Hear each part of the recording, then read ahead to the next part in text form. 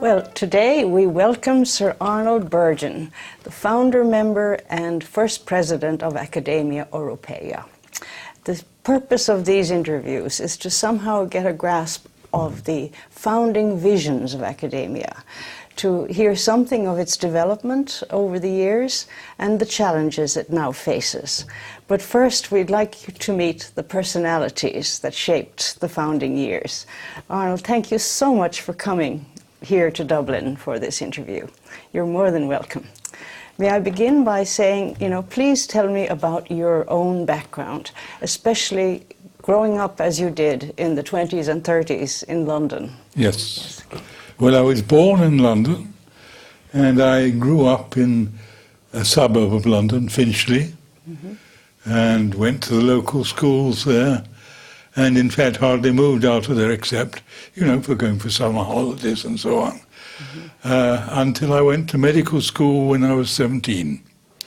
I went to medical school in London, Middlesex Hospital Medical School, and it was just about as the war started. Yes, what was it like to be a student during war years? Well, it was very confusing because I hardly had got there before they decided that London was going to be bombed to pieces and we had to get out of London.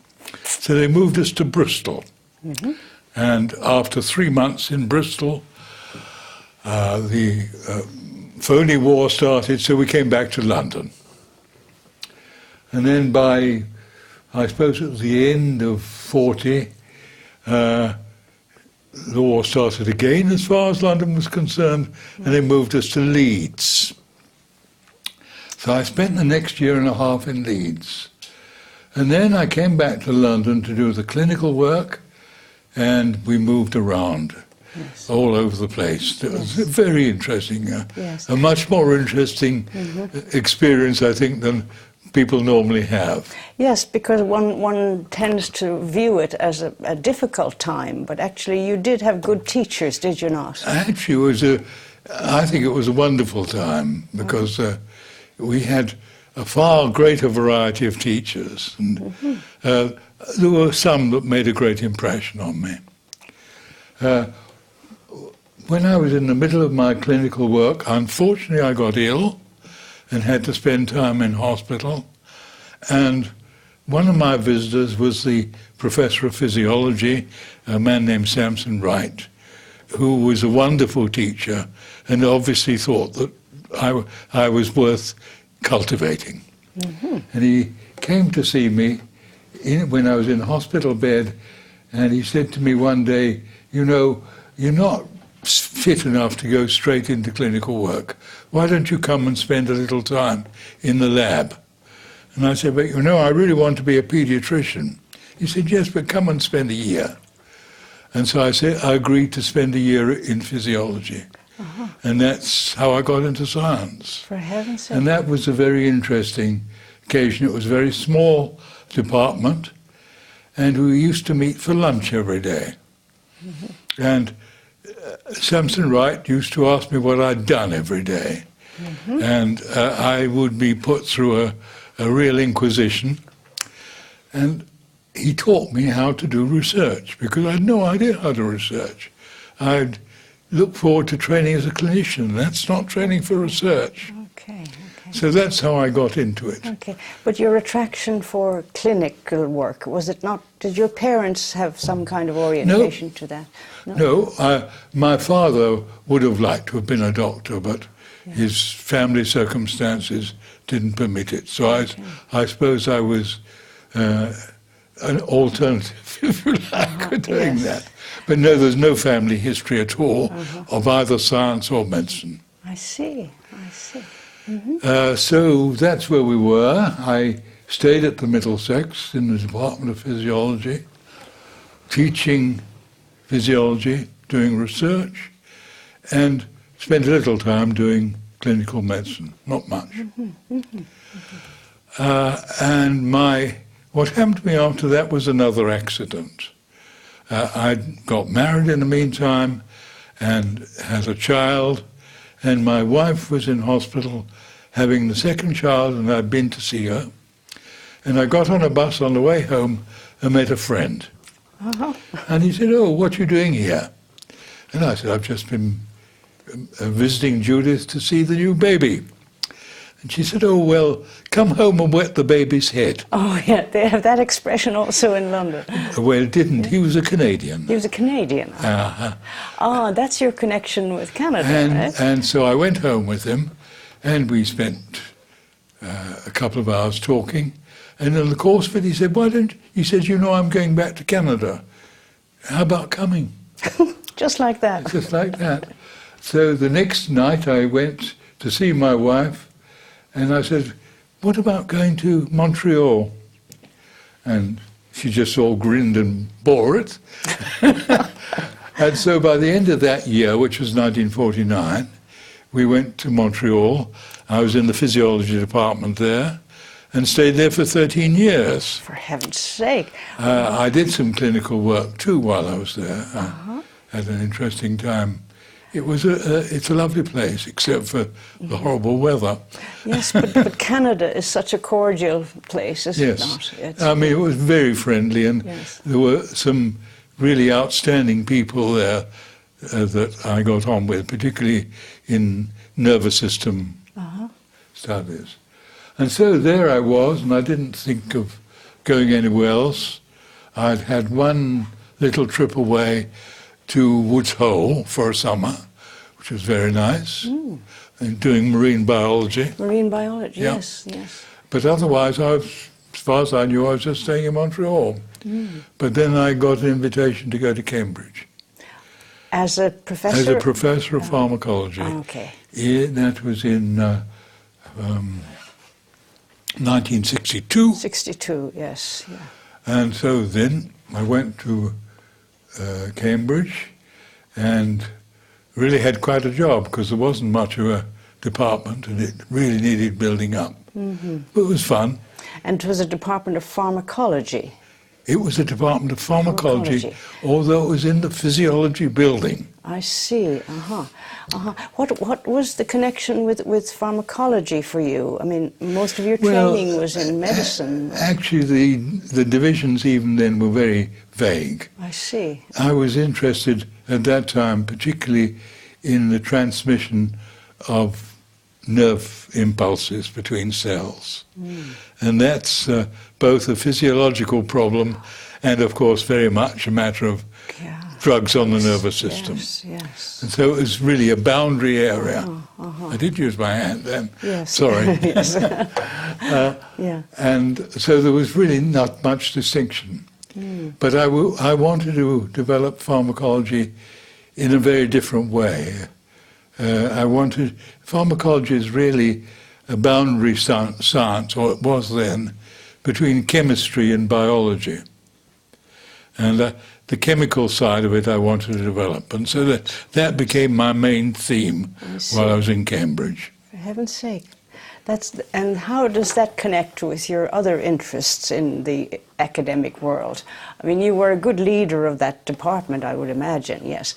But intellectually, was chemistry the driving interest? No, it was just one of the interests. I've always had very broad interests. Yes. And I was lucky enough, after I'd been there for 2 years, to be elected a Fellow of the Royal Society. Yes. And soon came on the council there and met a lot of other people. Yes. But of course, as you know in Cambridge, because of the college system, you meet a very diverse lot of people in college. Yes, I would like you to sort of develop a little of that, because I think it may lie at the heart of your enthusiasm about European collaboration and so on. Yes. The fact that you were exposed to a diverse range of intellectual fields. Well, it was that, and also, of course, having been in North America, I'd become international. Yes. And international things interested me. I became a council member of the International Union of Pharmacology, and eventually the president of the union. And so that took me around the place and meeting other people.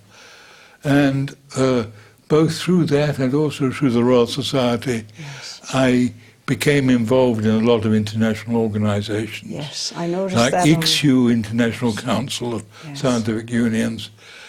More international to begin with than European. Yes, yes, yes. The European came a bit later. Later, yes. Your ICSU years, though, were formative, I would imagine. Yes, very much. Yeah, yeah. And you did some editorial work also early on. Yes. Well, I was editor of one of the international journals of Yes. pharmacology Yes. and pharmacological reviews. Yes. You must have been a great reader. Great what? Reader. Oh, I always have been a great reader, yes. Yes, because, I mean, it takes patience. It takes a tremendous amount Yes. of careful reading to be a good editor. Yes, And that's from I early on. like editorial work, yes. Yes, this is another quality, I think. Yes. So between ICSU and the British Council, those were the 80s years, right? Or the late 70s through the 80s. Royal Society Council more, I would say, because I went as a representative of the Royal Society to various international organizations. Yes, yes, yes. And it was through the Royal Society that, of course, the academia had its origins. Yeah. Well, let's move on to academia. You would now like to then. move on to that? Yeah. Well, in 1981, I became the Foreign Secretary of the Royal Society. So I had a very broad experience there, traveling particularly in the Far East and South America and Africa and so on. Really worldwide Yes. travel. It ruined my research, mind you. I was away too much. Yeah. But it was as a consequence of that the academia came into being, because it was one day in 1985, it was 84. September 84 was the Paris 84, meeting. end of 84, when the chief scientist, or UK's chief scientist, came to the Royal Society to see the President about European affairs. And the President asked me to join them because of that was my remit. And he came with the idea that had arisen in discussion with his minister, who was Peter Brook, of a European Royal Society. Maybe for the purpose of the audience, it would be good to describe the Royal Society.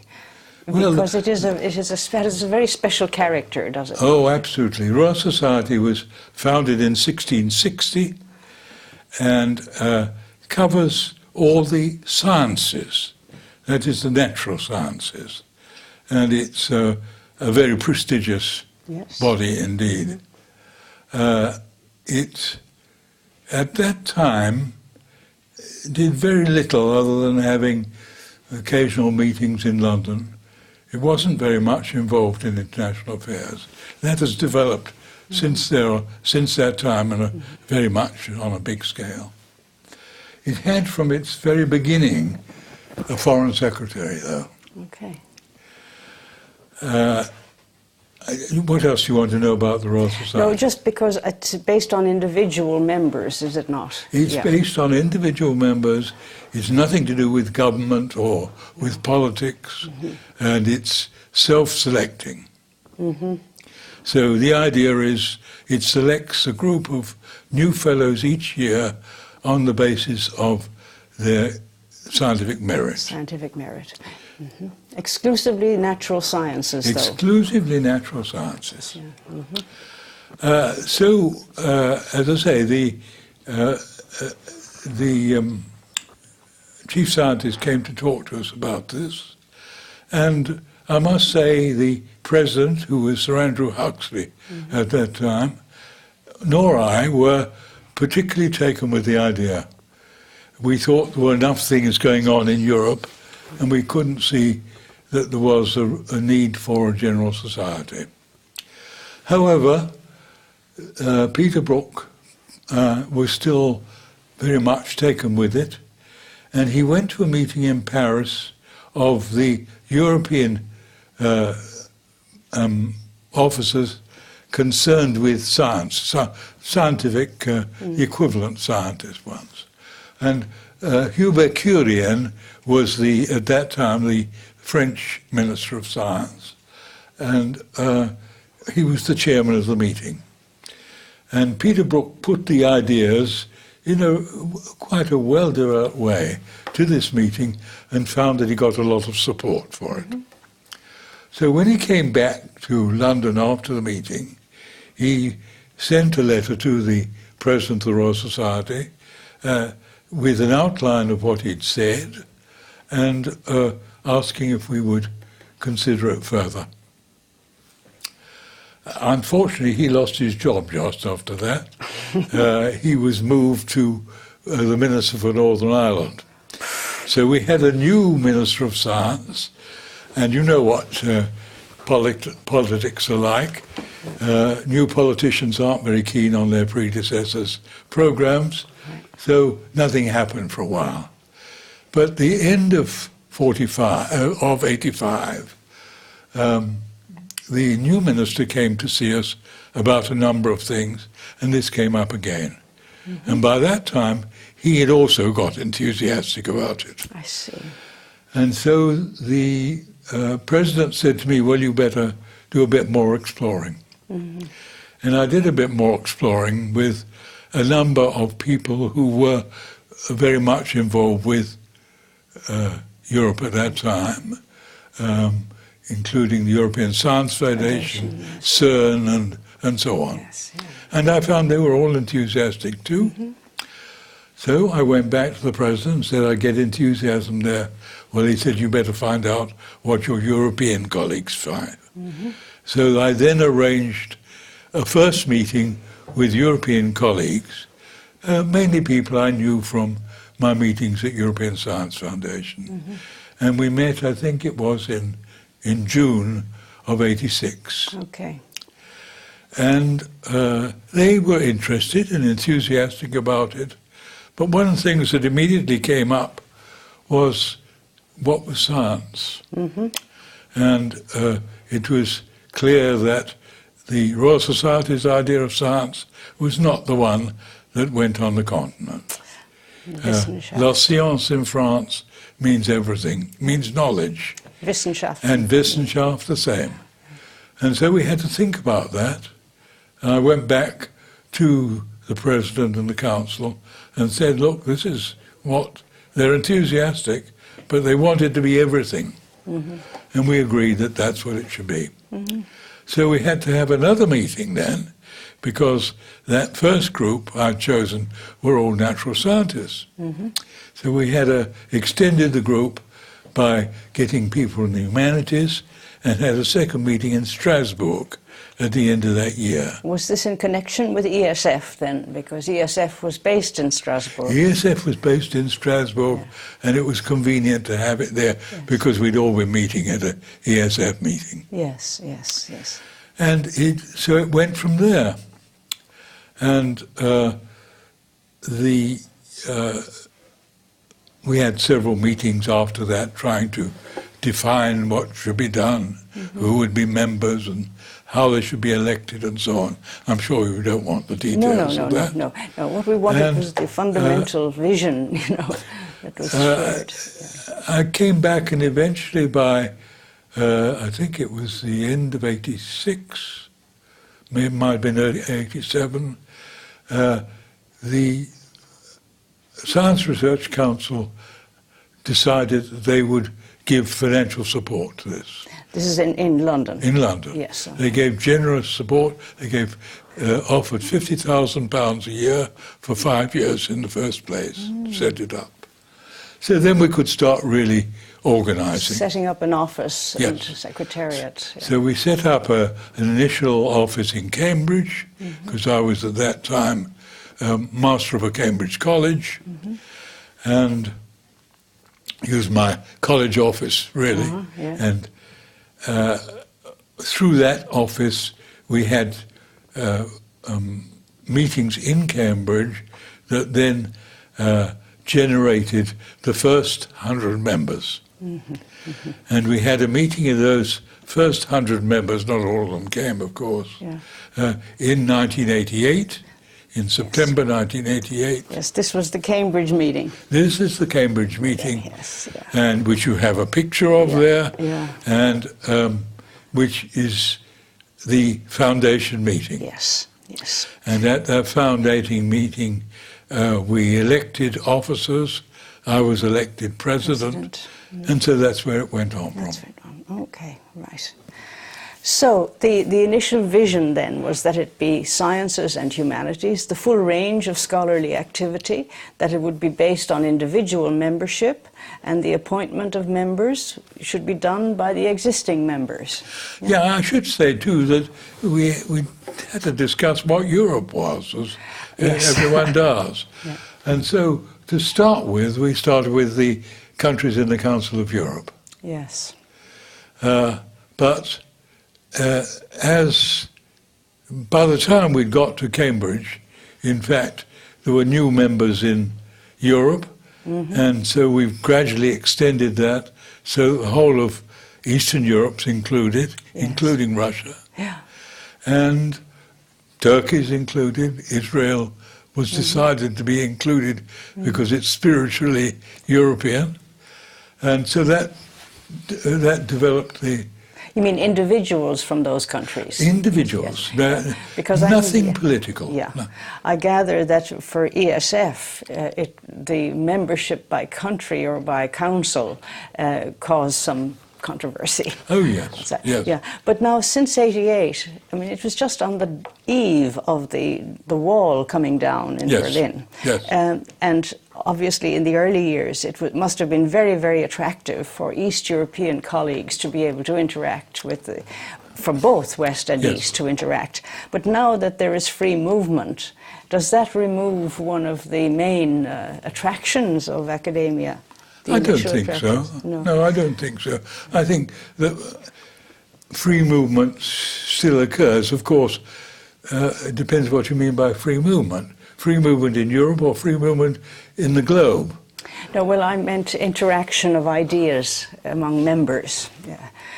Now that we have email and internet and so on, the interaction potential space has just been radically transformed since those early years. Well, I think that must be true of all international organizations now, that the demand that you go to a meeting with someone is far less because you can have conferences by email on web and so on.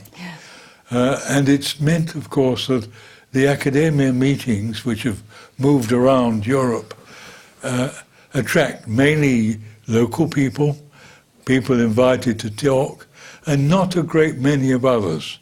I see.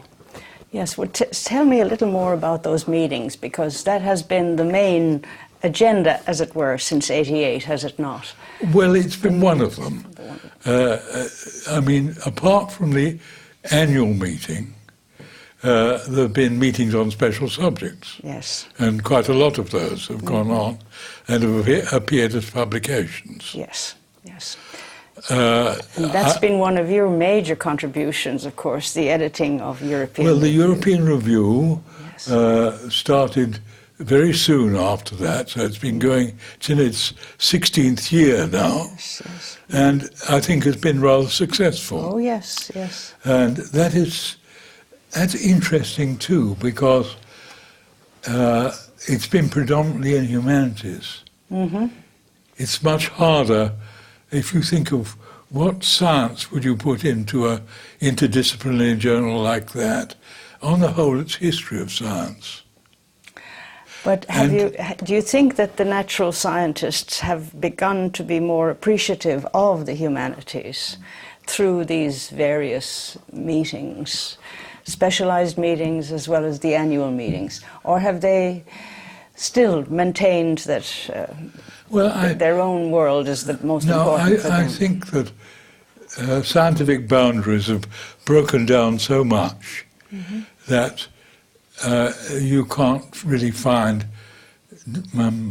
dividing lines in where you separate anthropology from genetics, for instance.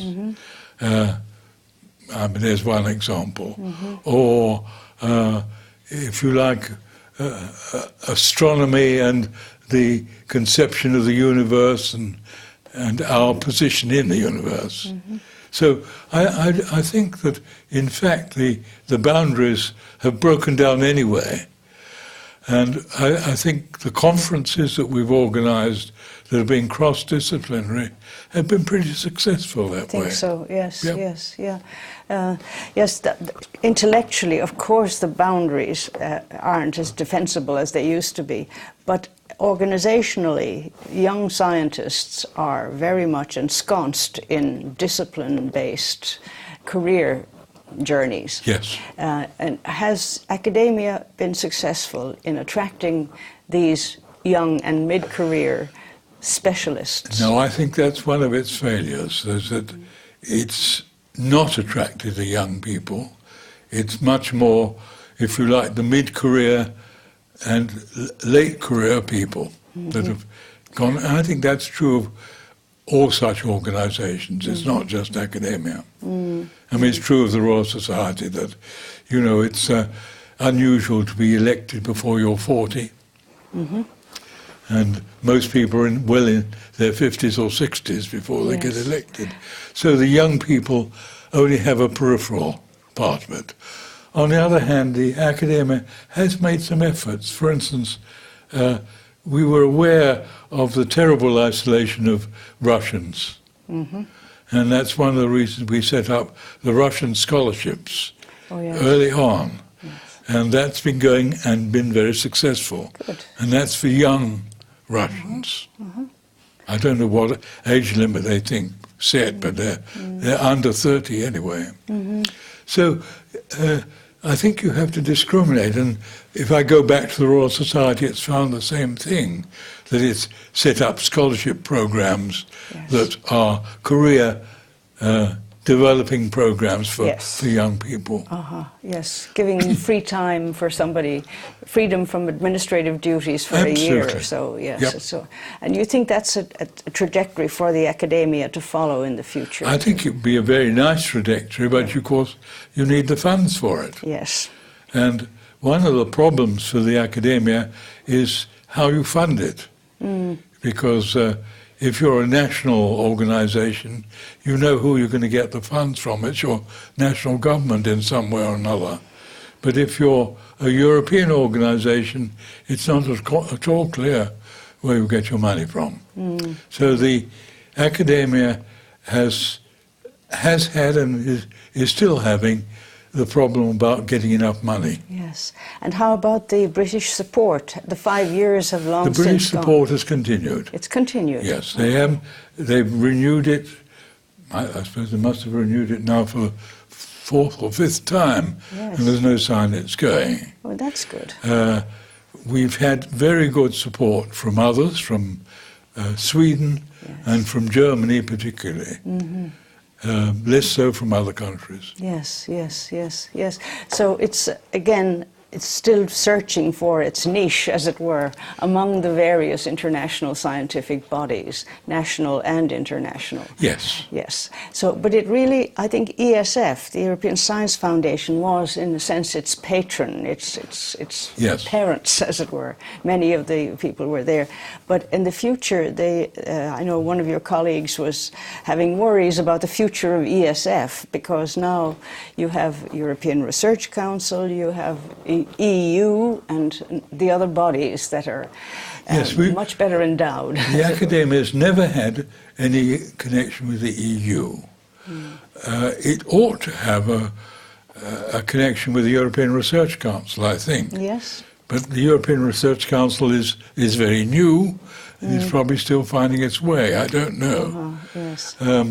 As far as ESF is concerned, of course, ESF is a representative body. Yes.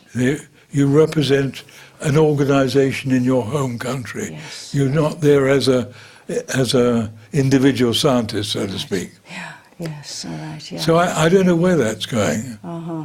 Okay, so as far as your perspective on what has occurred since the beginning of the more successful agenda, the annual meeting and some of the specialized section meetings have been really successful. But the publication, European Review, you say, is still very much humanities oriented. Yes, but I think it's a good it's an Excellent publication journal, yes. and well regarded. Right. But I think it has, I mean, it crosses boundaries fine, has specialized subjects in it. It's published 2 very specialized volumes too. There was a very fine one on symmetry, which is a very broad concept. Yes. I don't know whether they have any ideas of other publications. Well, the very recent issue had to do with the changeover to digital formatting of publication and so on. And one of the big dilemmas that many young European scientists, especially the non-English speaking, have, is that there is now this official categorization of journals, and people's promotion and tenure depends on their contributions to these journals. And the hierarchy is very much an Anglo world's hierarchy. Yes. Is there something Academia Europea can do about making a more sophisticated categorization of journals, a more mature? You know, this is a real dilemma, and academia has become Anglophone itself. You know, for a continent. Well, I think that's inevitable. You think so? I think it's an inevitable aspect of globalization, that you've got so many languages in the world, and it's impossible. But the quality of scholarship conducted in Chinese, Spanish, and French, you know, is it really can you really evaluate it in terms of the English language? I can see communication fine, you know, in terms of vernacular, but in terms of the quality of the scholarship being conducted. Well, I can only answer that about natural sciences. Natural sciences, you certainly can. And in natural sciences, there's very little of importance that's not published in English. So that's the natural science attitude. As far as the humanities are concerned, I see there's a very different problem. Big dilemma. Yeah. I mean, if you're going to evaluate poetry, for instance, it's poetry it's not poetry in translation that you want to evaluate. Environmental But I don't know narratives. how you manage that. Yes, I know. Yeah, we haven't solved it. No. But what do you see as the future potential for academia? What are the big horizons that are emerging? Well, I think it's going on the right way. I think it has to grow. It has just over 2,000 members now. And when we originally thought about it, we thought it would be somewhere between 2,000 and 5,000 members. And I think it's going to push up in the next year or two. I think there are too many people who are not involved with it. The other thing that has started, which I think is very interesting, is national meetings. Yes. And I know you've had one in Ireland. Yes, yeah. There's been one in Netherlands. the Netherlands, and there's one, I think, in Belgium. And there'll be more of those. And I think that's a good thing too. Yes, it's because at the national level sometimes interdisciplinary communication is not easy because we're all in competition for fairly scarce resources. And also you're in different places. We're in different places, yes, yeah. Well, listen, Sir Arnold, I think I mentioned this to you before. I noticed that the year of your birth was a fundamentally important year for Europe. It was the year of the League of Nations. It was the year in which many international scientific bodies were founded. And I can see that what you've done in your career is fulfilling many of those dreams. And I want to thank you so much for coming today and for sharing your insights. Thank you very much. Okay.